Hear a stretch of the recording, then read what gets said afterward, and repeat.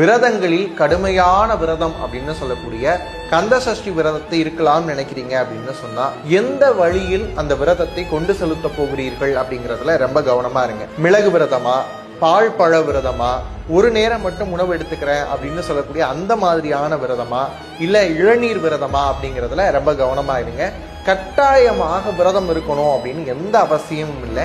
இந்த 7 நாட்களிலும் விரதம் இல்லாமலும் கூட முருகப்பெருமானை வழிபாடு செய்யலாம். உடல்நிலை சரியாக இருக்கிறது, என்னால விரதம் இருக்க முடியும் அப்படின்னு சொன்னா அப்படியான நபர்கள் கட்டாயமாக விரதம் இருக்கலாம். அதே மாதிரி ஏற்கனவே ரொம்ப நாள் நோயில் இருக்கிறேன் அப்படின்னு சொல்லக்கூடிய நபர்களாக இருந்தாலும் சரி, கர்ப்பிணி பெண்களாக இருந்தாலும் சரி, அவங்க இந்த விரதத்தை மேற்கொள்ள வேண்டிய அவசியம் இல்லை. இன்னொரு விஷயம் தெரிஞ்சுக்கோங்க, விரத நாட்களில் இருக்கும்போது தண்ணீர் அதிகமாக குடிக்க வேண்டும். அதே மாதிரி மலை நெல்லிக்காய் அப்படின்னு சொல்லக்கூடிய நெல்லிக்கனியை எடுத்துக்கொள்ளலாம். அதுக்கும் விரதத்துக்கும் எந்த ஒரு தோஷமும் இல்லை.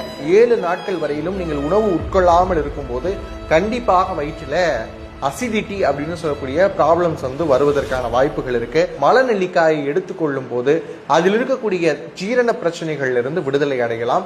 மகா கந்த சஷ்டி விரதத்தை முருகனுடைய அருளோடு நிறைவு செய்வீங்க அப்படிங்கிற நம்பிக்கை எனக்கு இருக்கு. இயலாதவர்கள் வழிபாட மட்டும் செஞ்சு முருகப்பெருமானை அன்போடு பிரார்த்தனை செய்யுங்கள், அதுவே போதுமானது.